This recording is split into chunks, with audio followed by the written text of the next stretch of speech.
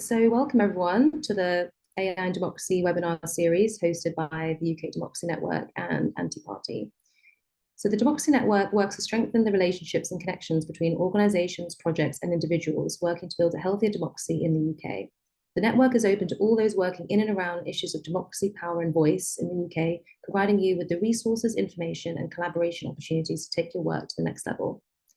Anti-Party is a pro-democracy movement born from the Partygate scandal, looking to transcend the two-party system by applying collective intelligence for systems change. We want to empower individuals to collectively contribute towards positive change and restore hope by reimagining a system that works for us, not those in power.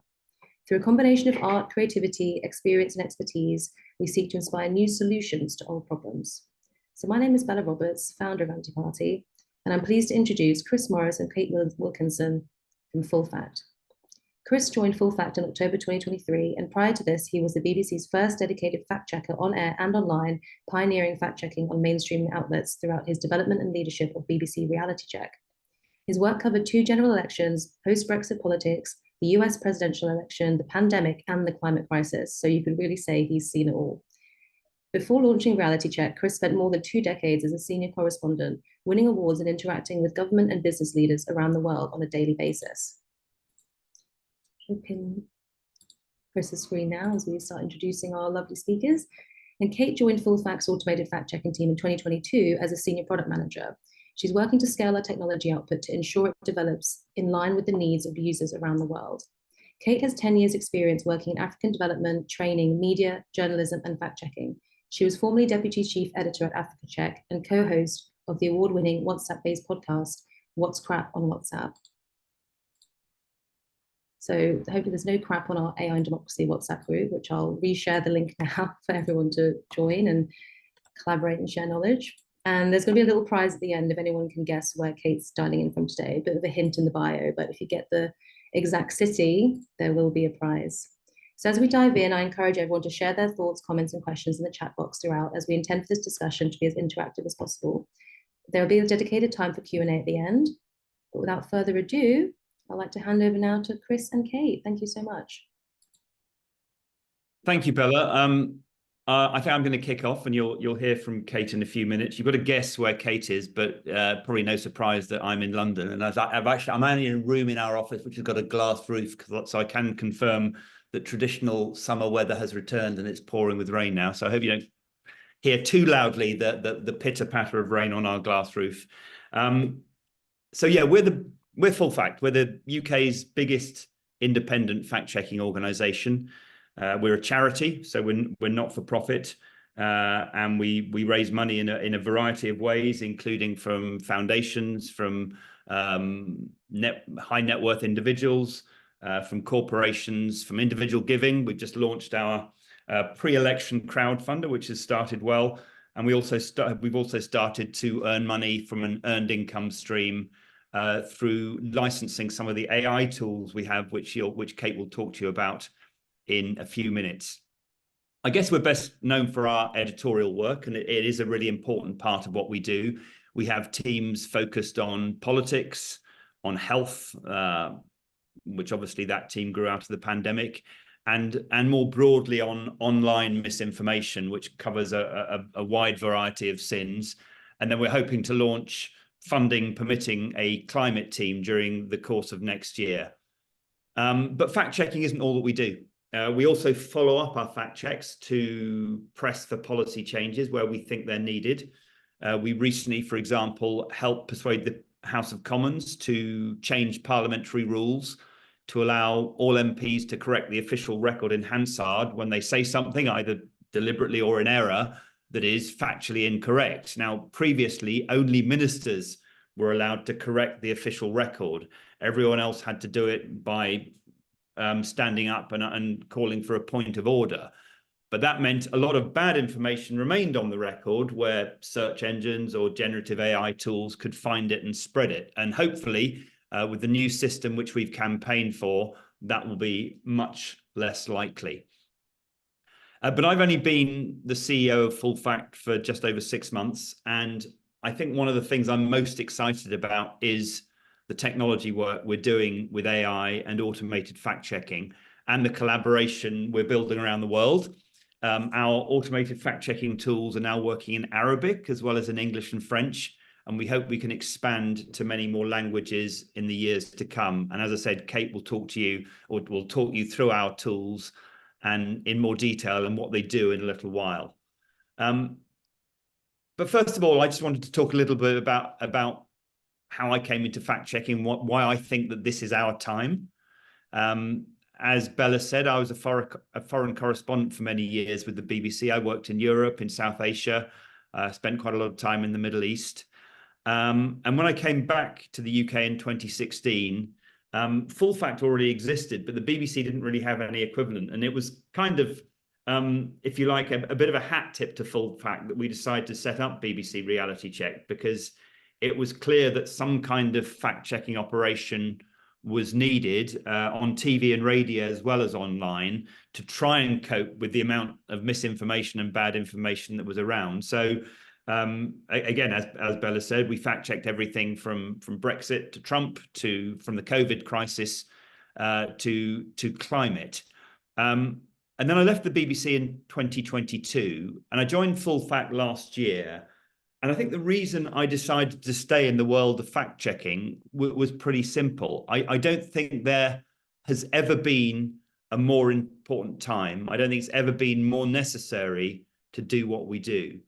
And, you know, no surprise to anyone on this call, I'm sure, a large part of the reason for that is the pace of technological change and the emergence of generative AI, which means everyone can create, produce, and disseminate their own version of reality with an app on their phone. And stuff that would have taken a huge amount of processing power just a few years ago, and I think we forget sometimes how quickly things have moved, that can now be done with a couple of clicks, and it's sitting in everyone's pocket.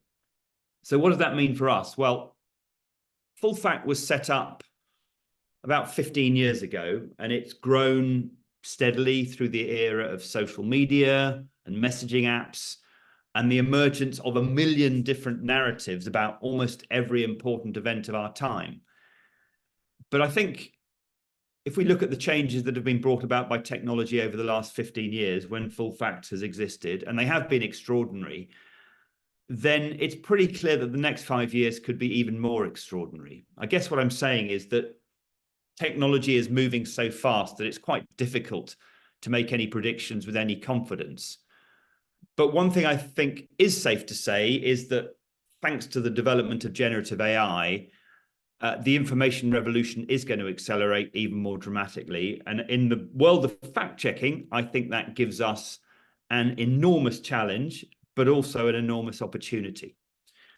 And when Full Fact began, I think those of a certain age will remember Jeremy Paxman and the way he used to interview people on Newsnight. And when it began, I think it was basically it was trying to answer the question, why is this man, and it usually was a man, why is this man lying to me? But now, increasingly, people are starting to ask a much, much bigger question. Can I believe anything I read or see or hear anywhere? And so we are suddenly painting on a far bigger, broader, more complex canvas. And if the answer to that question for a majority of people becomes no, I can't believe in anything, then democracy really is under threat. And obviously, we think one of the roles of fact-checking is to give people confidence that there is still such a thing as accurate information that you can trust. You can still have different opinions about what it means. That's what political debate is for. But that debate should be based, we believe, on at least some kind of collection of shared facts. So I guess that begs the question, who's responsible to ensure that AI doesn't threaten democracy? And I think the answer is all of us. But more specifically, I think there is a responsibility which rests with politicians and with our political leaders on the one hand, and on the other hand, with tech companies, with the internet platforms, with social media companies and search engines on the other. And when I look around at the landscape of how all this is organized in this country, I do find it slightly extraordinary. At the moment, we're basically still relying on the tech companies to regulate themselves. There are a lot of well-meaning words, and I think there is some genuinely good intent, but there are also vast gaps which really haven't been filled. And we need to be really careful when we're talking about all of these issues to strike the right balance between protecting people from harm online and protecting freedom of expression. One of the criticisms sometimes we get as fact-checking organizations, this is particularly strong in the United States, but I suspect it's coming over here, and we've already seen the first signs of it coming over here, is that anyone working on mis or disinformation, anyone working in the world of fact-checking, is essentially trying to censor you, is trying to tell you what to think.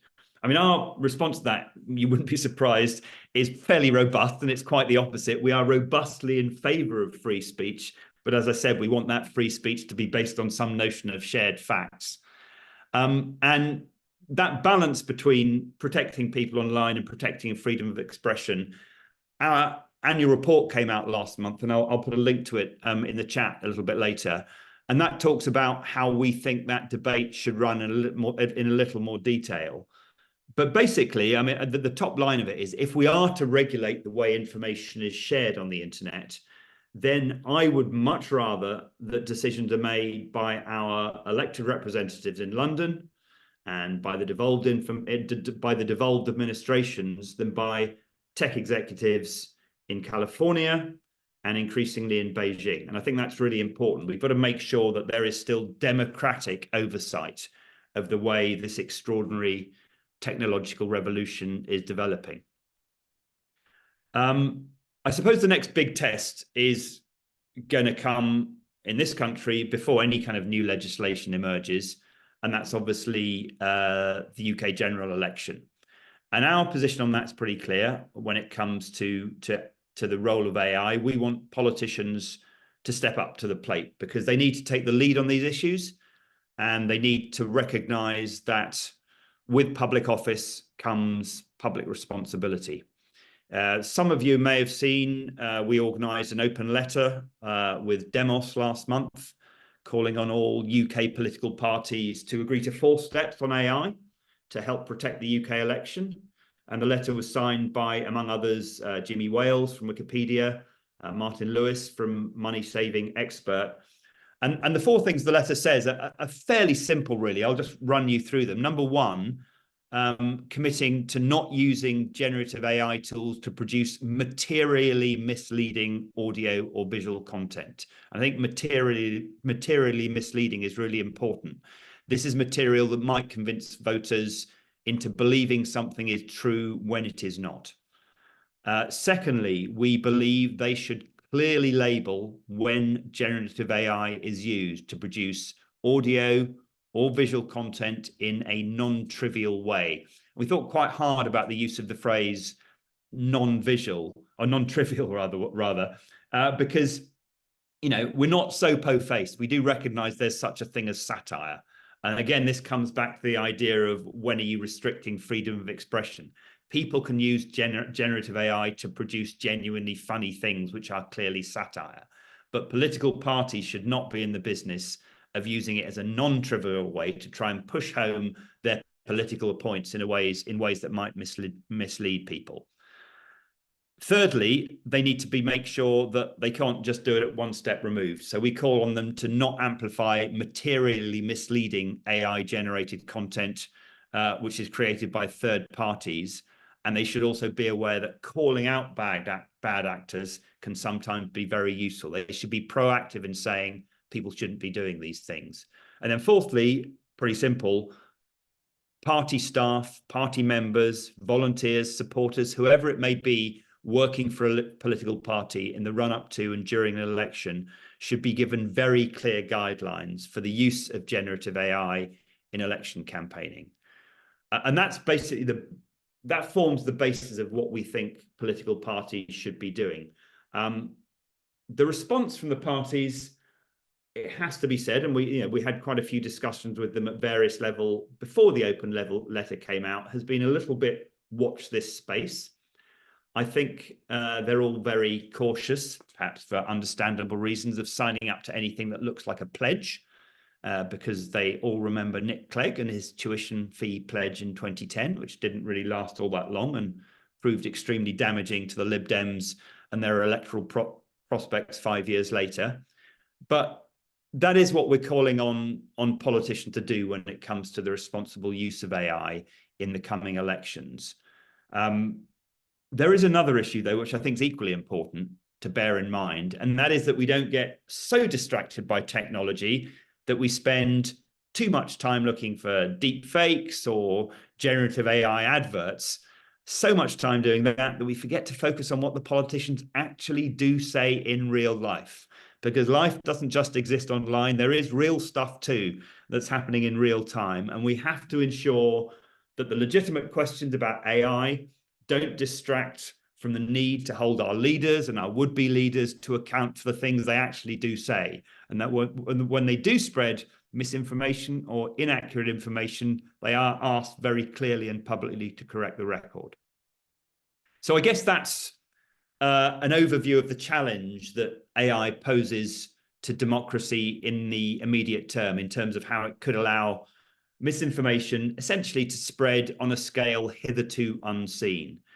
But as I said at the beginning, alongside the challenges, we very firmly believe at Full Fact come enormous opportunities. And technology can help us combat bad information in a way that we've never been able to do before. And with the work we're starting to do with generative AI, we believe it can do it on a scale that can help relatively small teams of human fact checkers or journalists or other groups to deal with huge amounts of information on a daily basis and start to identify the worst information and make sure that people are well informed about what they should be aware of and what they should be able to avoid. And so with that, I think it's a good time for me to bring in Kate, who is based in her mystery location and is going to run you through some of the tools we've created in the last few years, maybe some of the tools we are hoping to create and we're working on at the moment, and the ways in which we're using AI as a fact-checking organization to make some of the work that we do and that our partner organizations around the world do a little bit easier. Kate. Thank you, Chris, and hi, everyone. In a moment, I'm going to share my screen with you to just take you through a short presentation of FullFactAI and the suite of tools that we've developed. And in that presentation, I'm going to reveal my location. So if you want to get your guesses in, now is the moment to do it. So let me put my screen.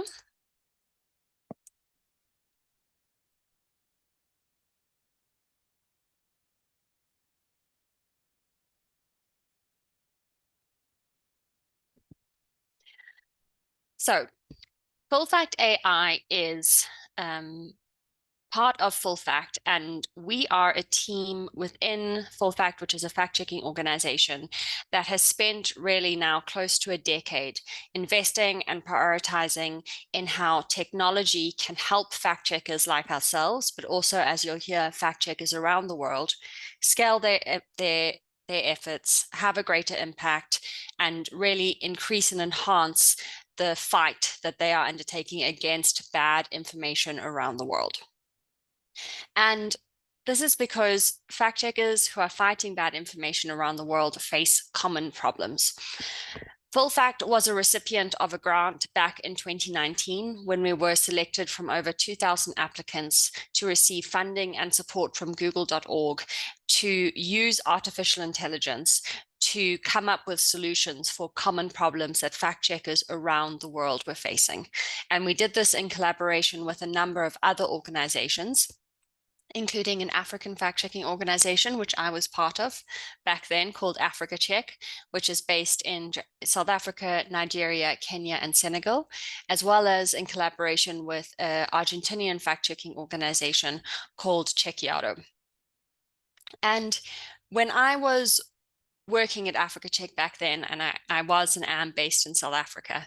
I had been fact-checking for about 6 or 7 years, and I had really seen how, although our individual efforts at addressing false and dangerous information were important and necessary, especially when it comes to holding public figures and politicians accountable in a democracy, I also saw how these individual ad hoc measures weren't effective in addressing the scale of misinformation and bad information. There would never be enough fact checkers. There would never be enough hours in a day for us to properly monitor what was being said in public information, identify the most important claims that needed to be debunked, make sure that important information that was accurate was disseminated into public discourse.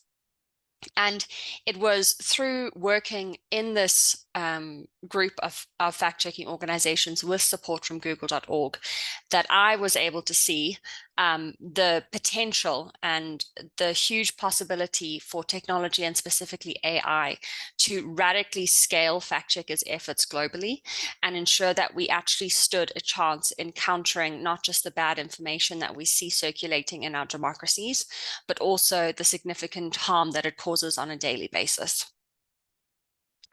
So we identified a number of common challenges and problems that fact checkers faced. And the reason that we wanted to bring together fact checkers from around the world was that we wanted to ensure that any solution that we built would have a global possibility to be used, implemented in different countries, regions, and contexts, so that we could have as big of a positive impact on the global fact-checking community. And we broadly, to begin with, identified 2 common challenges or problems that fact checkers face. The first is that they need to monitor public debate and discourse to see what is being said, who is saying it, and then to identify the most common problem, the most harmful statements, and then decide what to fact check. The second problem, which I'll come to in a bit, is how do we increase the impact of this work and these fact checks so that we can really look to scale it so that a single fact check isn't the end of a process. It's the start of a much greater set of work to identify repeats of false information so that fact checkers and different stakeholders can take action. So the first problem that we set out to build a tool to solve for fact checkers, and as we will discuss later, there's a much wider use of this tool now. We see it being used by fact checkers, but also by journalists, researchers who are monitoring misinformation, science communicators, in some cases, statistical bodies and regulators.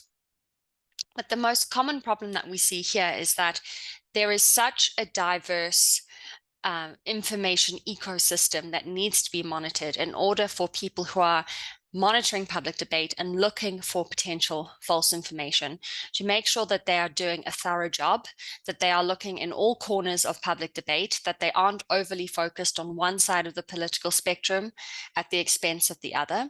And when you're faced with a 24-hour news cycle, when you're faced with content being published in online newspapers, social media, in RSS feeds from government publications, on YouTube, on radio, on broadcast media, it is not humanly or physically possible for fact checkers, journalists, communicators to monitor this media adequately and then make decisions about where they can intervene.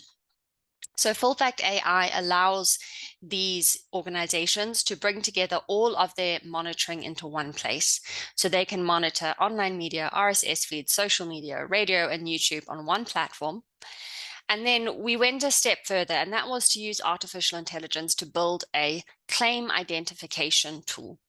And the reason we looked at the unit of a claim is because that is what fact checkers are interested in. It's our unit of analysis. We are looking at what people are asserting, what they are saying is or was true, and then checking that against the most recent and reliable evidence so that we can then inform the public about whether that statement was accurate. And if it isn't, we can then hold the person accountable for what they have said.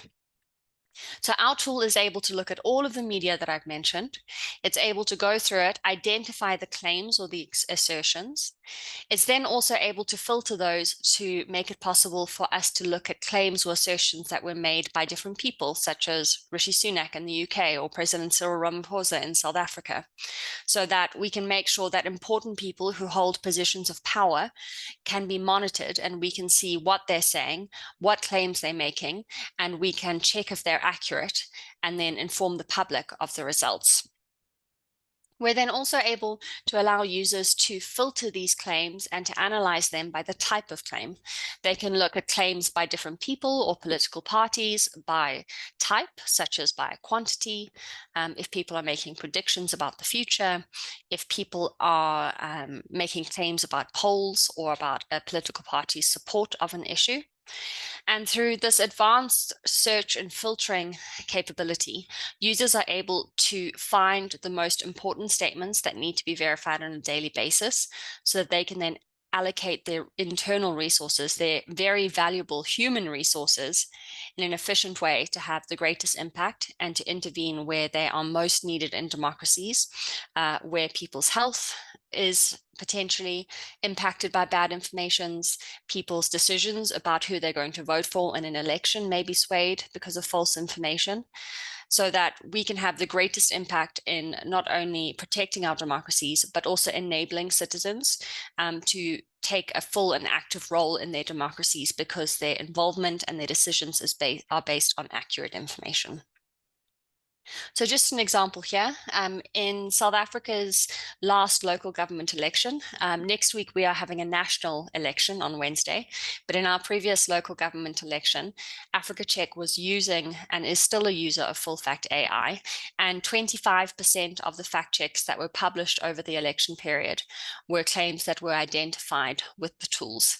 And it is through these monitoring efforts that they were able to significantly reduce the time that they had to allocate with their team to monitor, to listen to YouTube videos, to listen to radio, to read transcripts, so that that work could be taken off their plate so that they could use their time and their very fine-tuned skill set in the most efficient way to actually interrogate claims, look at the data, speak to experts, and then communicate those findings to the public and the electorate before a very significant local government election.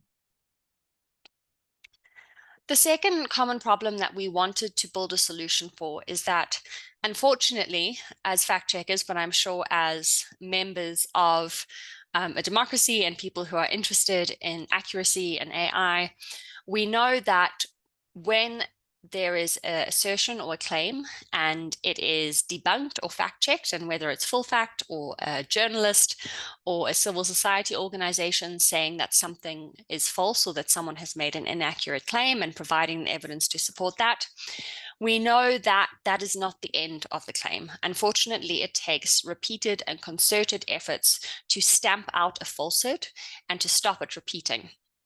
I often refer to this as, if you're a gardener, you know that if you see a weed, you can't pluck it once. As soon as it pops up again, you need to keep plucking the small weeds that keep popping up until eventually it stops growing back. And the same is true of bad and dangerous misinformation. We have built a tool which looks at claims that fact checkers have fact checked.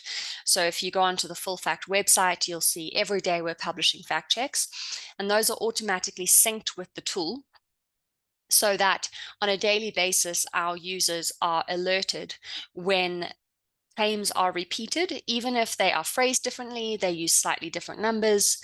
And in this way, the publishing of a fact check isn't the end of the process. It's an end of an initial step of finding a claim, looking at the evidence and publishing the findings, but it's then the beginning of a secondary and arguably more important process, which is continuing to find repeats of that claim and taking very concerted and purposeful action to intervene where necessary, to hold people to account for what they're saying, especially when accurate information is in the public domain and people are able to verify if what they're sharing is correct or not. And you can see here a number of different claim matches from different countries. Here in the top left-hand corner, you'll see a claim that FullFact fact-checked about Britain overtaking France to become the 8th largest manufacturing nation. You'll see here that it's not as simple as a keyword search, because in the claim it was the number 8 and TH, but in the match that it found, 8th was spelt out. In the original claim, the phrase overtook is used, whereas in the match that we found, the phrase leapfrogged is used. And in this way, through looking at semantic, keyword, and entity similarity, we're able to find repeats of misleading or false information, even when they're phrased significantly differently. And this is a way that we can scale and increase the impact of one fact check so that we can apply that original effort to many more repeats of false information. And we've seen this used and having an impact in countries and users and organizations around the world. For example, during the COVID pandemic, we fact-checked a claim by then Prime Minister Boris Johnson, who claimed that there were more people in work and that employment levels had rebounded to levels before the pandemic. And we found this statement to be misleading because it was only true of people who were in payroll employment. When people who were in self-employment were taken into consideration, employment levels hadn't rebounded.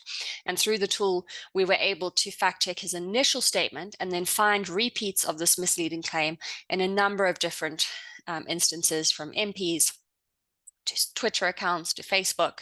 And we were able then to have our team who works on interventions following up with these cases, writing to people, requesting corrections. In a South African context, during the election and in the build-up to the election next week, I think it was in November last year, Africa Check fact-checked a claim about the number of people who are receiving social support in the country. And since then, at least 42 repeats of that misleading claim has been found, which has allowed the team at Africa Check in South Africa to continue correcting it and continue addressing it and putting out accurate information on this topic. Here we have a third tool which also assists with monitoring efforts, and that is our live fact-checking tool. Increasingly, organizations around the world are having to do live fact-checking where they are monitoring a live event, whether it be a broadcast, a radio show. For example, at FullFact, we are regularly, often on a weekly basis, doing live fact-checking of Prime Minister's questions, where we have a live transcript coming into the tool of what is being said. And then we are able, through the tool, to see what claims are being made. Those are labeled, and then also have misinformation detected and labeled for us. And I'm just going to play a short clip here this is Silas Jonathan, and he works at a Nigerian fact-checking organization called Dubawa, who used the tools in February last year for their presidential election.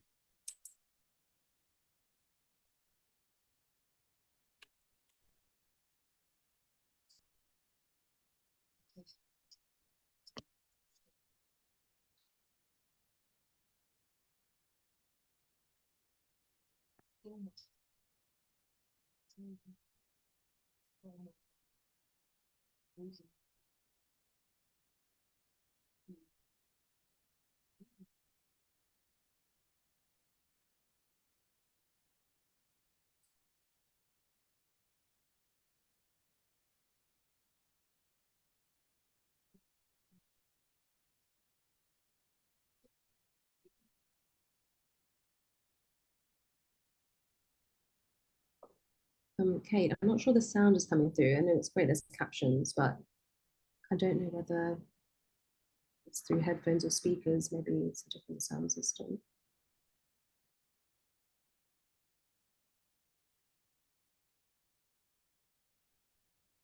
No sound here.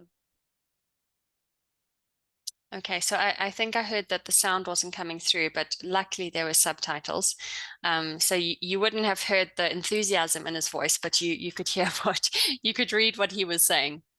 And this tool which we developed, which we call Live, allows fact checkers to monitor daily radio transcripts, broadcast media, YouTube videos, so that they don't have a blind spot when it comes to formats and platforms where misinformation can be spread.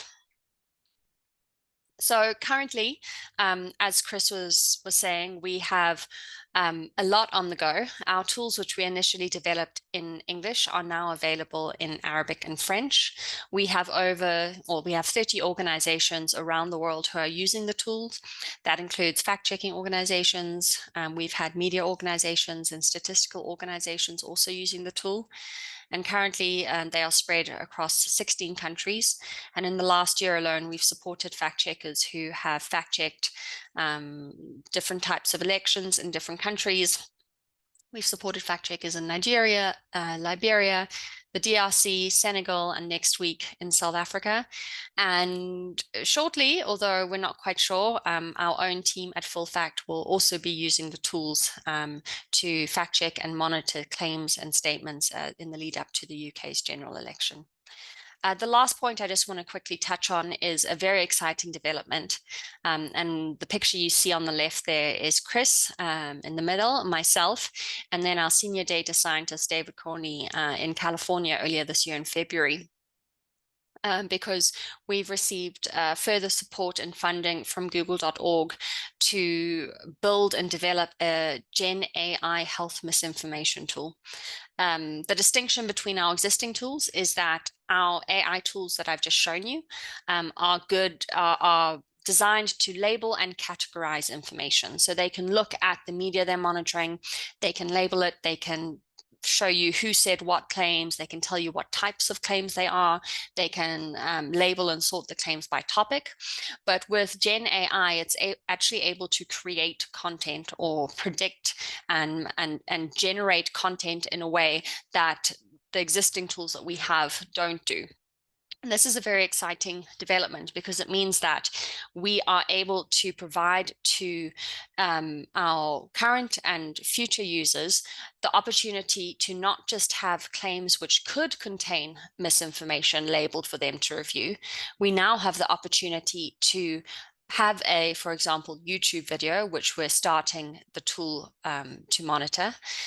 We are able to provide users the opportunity to take a YouTube video, which they suspect may have misinformation in it. We are looking with this initial tool to look at health misinformation because of the very serious possibility that it has to lead to poor health outcomes and death. Users can take YouTube videos. In the future, we're going to have this as an automated system. So any YouTube video on vaccines or diabetes or mental health will be automatically monitored.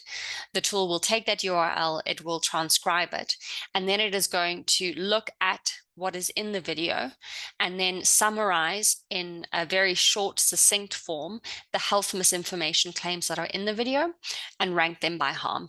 So that fact checkers will be able to monitor on a daily basis thousands of videos, which could contain tens of thousands of hours, and have a very short list of the most harmful health misinformation so that they can decide where to intervene and allocate their resources. So we're currently working on the MVP. We're going to be launching it and showing it to fact checkers for the first time next month. And we are going to be looking for organizations and users who are interested in trialing it. So I think to conclude, please do get in touch. My email address is on the screen. If you'd like to hear more about the tools, if you have an organization who would be interested in seeing this demo, I'm available to chat and to share what we're doing, and we'd love to hear from you. Thanks, Bella. Thank you so much, Kate and Chris. That was incredible. Time just flew, but perfectly on time for the Q&A section now. If anyone has any burning or immediate questions based on what's just been presented, these announcements, yeah, that Google funding sounds amazing. So if anyone just wants to start preparing some questions or comments, or maybe even reflections, or if it's links to anything that they're working on, anything that could be useful for the projects that you're looking into, just please raise your hand in the chat and then I will come around to you. I guess otherwise I'll have host priorities to ask question. Oh, Oliver, yeah, please go ahead. Thanks, Bella. Well, thank you, Chris and Kate, for that. It was fantastic. It was really, really impressive stuff. There were two questions that came to mind, if that's okay. So one was actually just kind of checking. So I think you're saying the focus is on claims. So if there is a claim made by like a deep fake, for instance, you're just looking at the claim. You're not looking at whether the claim is a deep fake, as it were. So that's kind of the one thing to check. And then the second was, I kept thinking about edge cases. I was kept thinking about like a politician who might say that the UK is the most successful economy because I don't know, kind of our R&D spend is X. And kind of obviously the second part is a claim that can be checked, but then the kind of first part is their opinion. So I presume that you're kind of focused more on the kind of second part, and then the kind of first part is like, well, that's up to them if that's what they want to say. You know, people might not believe it, but you know, fine.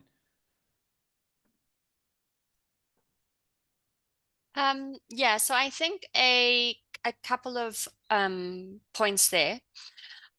First of all, our tool is currently only monitoring text. Now, that can be text from a video or from audio, but currently our tools don't support and don't analyze pictures or videos. So that's something we may look into in the future, but currently it is text-based. The second point you realize is the second point you mentioned is actually a really pertinent issue, and it just shows how important people are in this process. Our tools are built to support fact checkers. They aren't built to replace them. So what is integral to our tools is that there is a skilled, experienced fact checker who is using them, who is looking at what is being suggested, using their understanding of context and nuance to interrogate a claim, to see where someone's sharing their opinion, to decide whether it's fact checkable, and then allow that to feed into the editorial process. And you're right, you know, it takes an experienced fact checker to see if something is actually a statement of an opinion or something is an assertion. So that's why it's a co-intelligence. It's not a replacement for the fact checker. Very cool. The other point on deep fakes, you know, are we sort of checking the claim or checking whether it's a deep fake?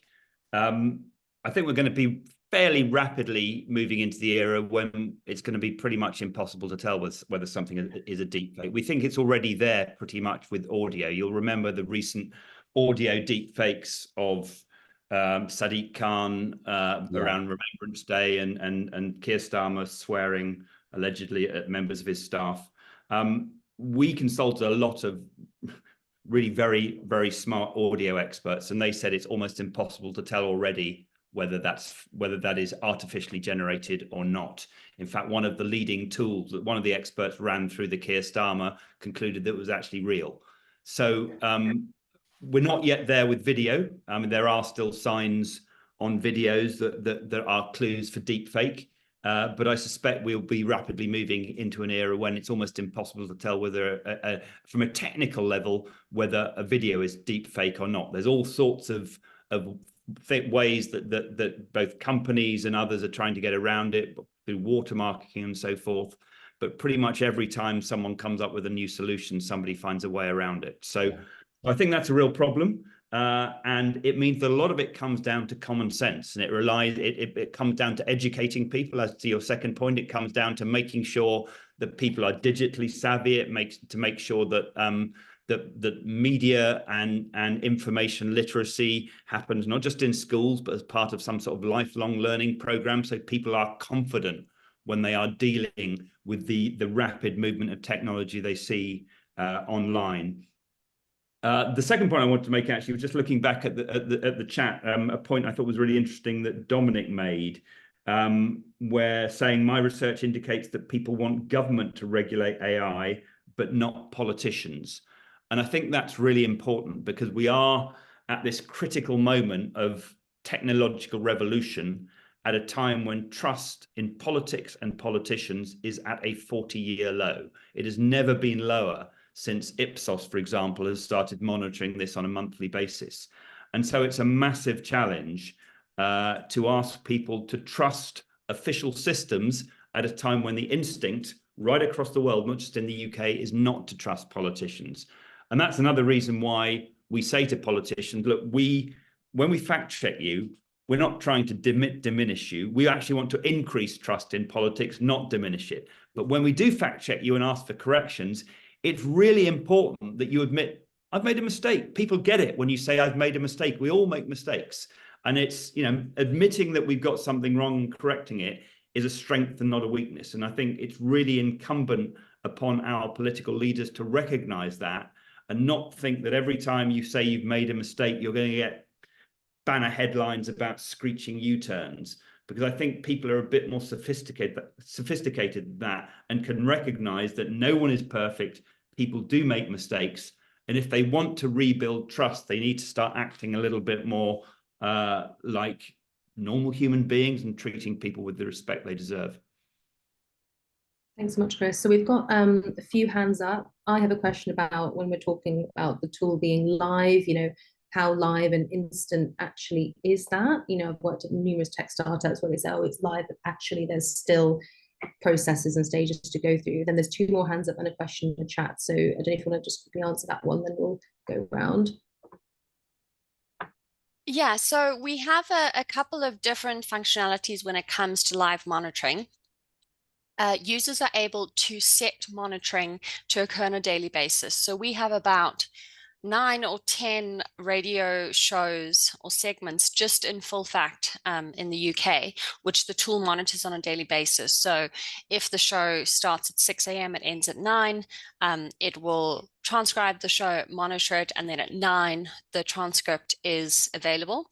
There are ways to speed that up. You could have, say, hour blocks of transcript, which means after every hour it would be available. When it comes to things like BBC or BBC Parliament in the UK, that is live. So when we are fact-checking Prime Minister's questions, we have a live feed. You can watch what is being said coming onto the screen.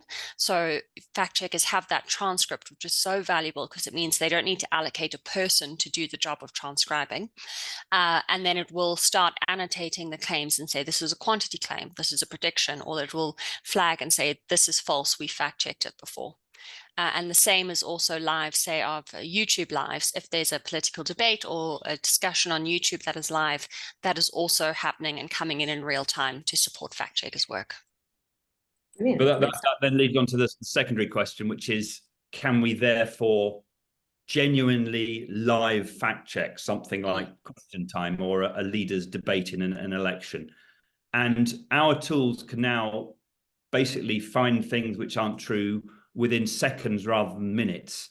But even that makes it difficult because the pace is such that, as you know, if you've got a live debate and Sunak or Starmer say something, we can probably say within 30 seconds, no, that's definitively wrong. But 30 seconds later, the debate's already moved on.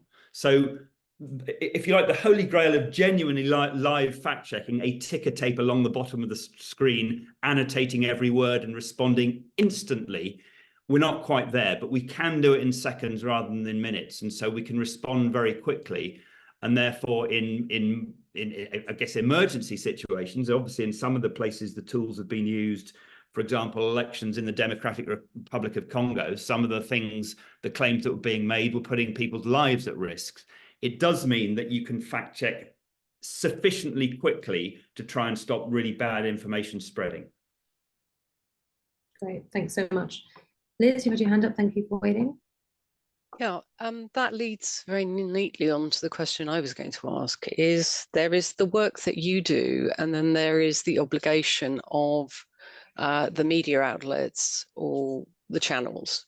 And if you flag up that something is suspect, it would be really helpful if that flag was in real time to say that it is awaiting a flag check. A check of facts. So if I'm looking at that as an audience, I know to be hypervigilant.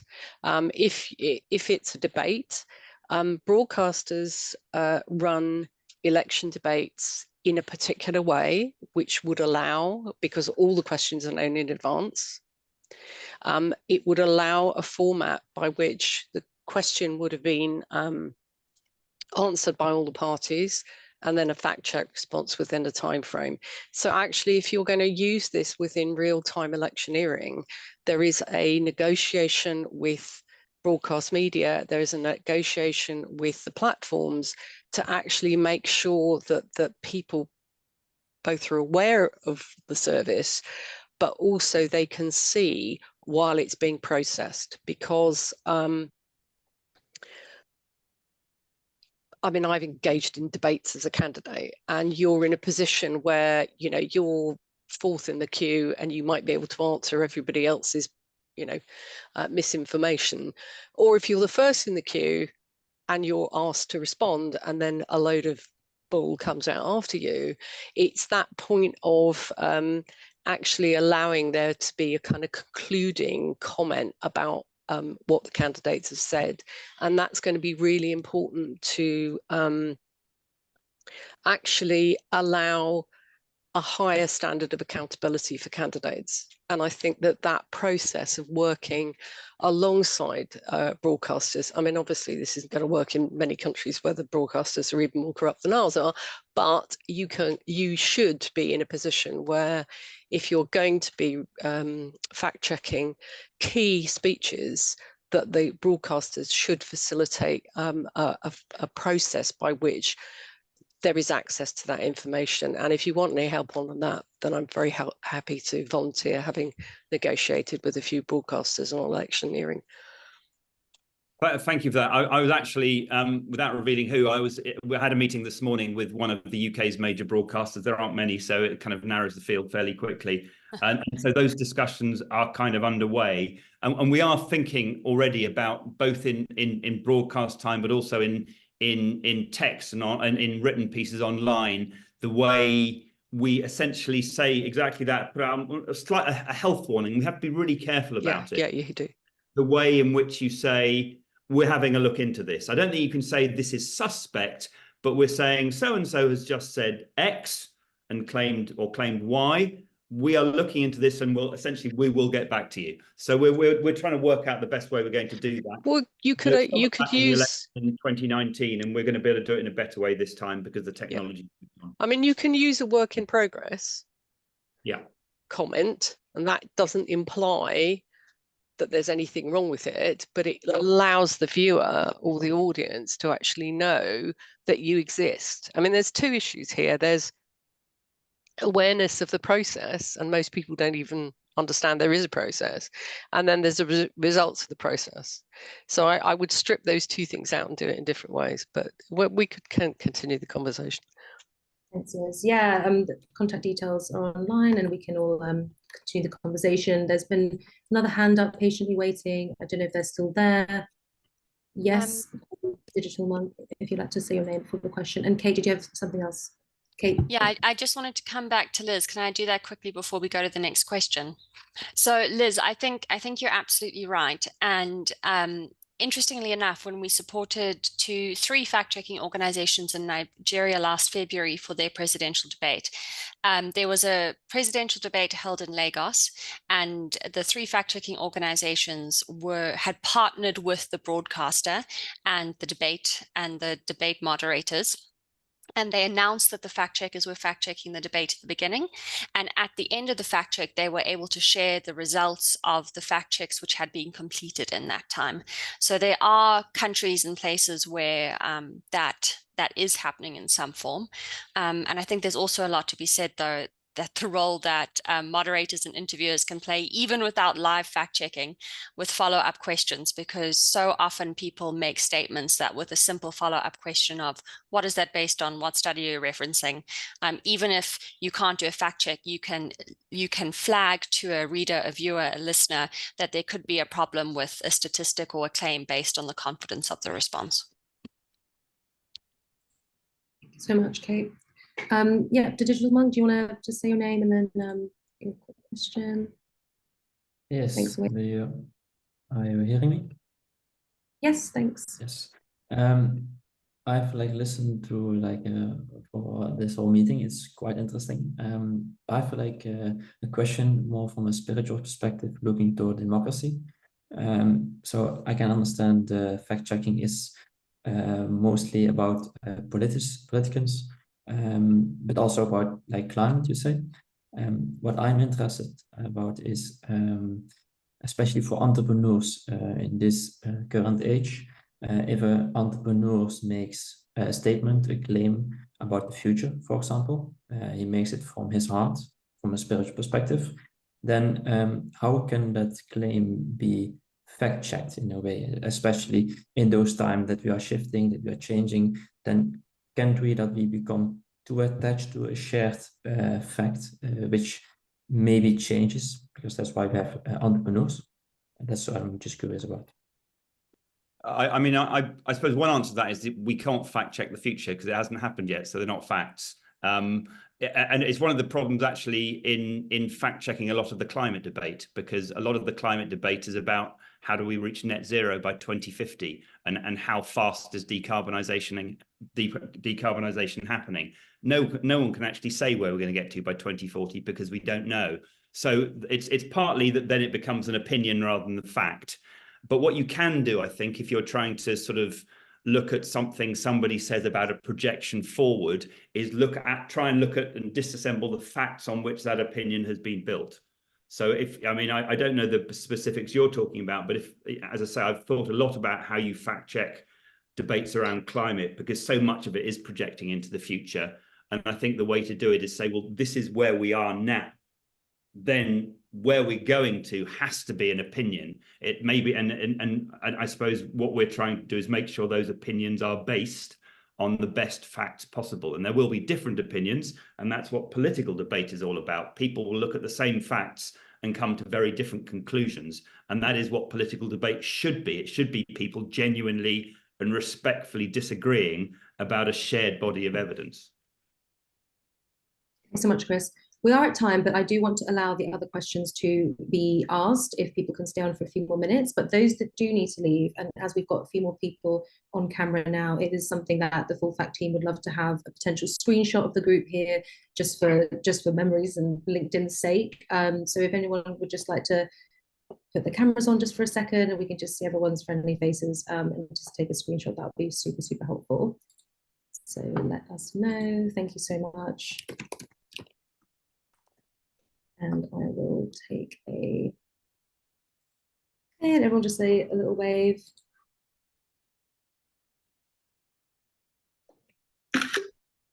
Thanks so much. Great. Okay, well, we've got a few more hands up. So, the debate's just getting started. Thank you, Oliver. Thanks for your question and your attention the whole time, and see you soon. But Jessica, did you have a question as well? Thank you. Thank you. Jessica Townsend from MP Watch. So I love all this. I mean, one of the things that our campaign is doing is trying to hold MPs accountable when they're not honest, particularly about climate, but about anything. So thank you for your work, and we regularly kind of look at the website and disseminate what you're doing. But we have a problem kind of at the nitty gritty. So we have a lot of constituency groups throughout the UK, and the MPs will regularly blame the local council for things that the council aren't accountable for, actually. There isn't. So it's a bit of sort of posturing in leaflets. And I'm a climate activist that's moved into the political area. So but my understanding is that there's absolutely no recourse for this besides drawing attention to it in, say, the local paper. But you can't kind of stop them, that it's up to political opponents to call them out on it, which doesn't seem quite right. So are there any plans for us to move into a more micro environment after you've nailed the national one? I suppose the short answer to that is we'd love to. I mean, it's partly a capacity issue. I think one of the things we do run sort of public action campaigns, and we know where our supporters, or those supporters who've been willing to share their details, we know where they live, and we sometimes will get supporters to write specific MPs if they live in that constituency, if we think something should be corrected and hasn't been. So we have, and I'm also very, very keen, by the way, for us to do more at a local level, because I think overall, well, my strong suspicion is that a lot of the people that consume fact checks are people who have a fairly decent grasp of the facts already and just want their kind of preconceiving opinions confirmed. The real challenge for us is to reach people who are badly affected by misinformation and don't have access to to alternative good sources of misinformation. And I don't mean people who've essentially fallen down the rabbit hole of conspiracy theories, but people who are maybe circling around the edge. And one of the ways to do that is to reach much more deeply into local communities. One of the things we're going to do at this election, we hope, is a partnership with PA News, the national news agency, because as soon as you're on, when our stuff is syndicated via PA, it means we're immediately going to be in, I don't know, the Lowest Off Advertiser or the Tiverton Chronicle, and reaching sort of local communities in a way we don't do when the focus is on Westminster. So I'm not sure that really answers your question, but I think we are very aware of needing to operate more at the local level where and when we can. Thank you. Thanks, Jessica. Thank you, Chris. NW, got a hand up? And any final questions, because these are the last questions now. Please feel free to introduce yourself and your question.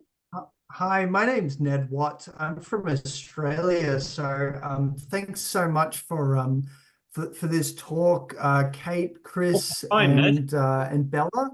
I really appreciate you staying online, especially after my late question. So I'll try to make it quick, but so my question is related to AI, but not so much on the how it can help our mis and disinformation environment, but just considering your intimate understanding of AI in this environment.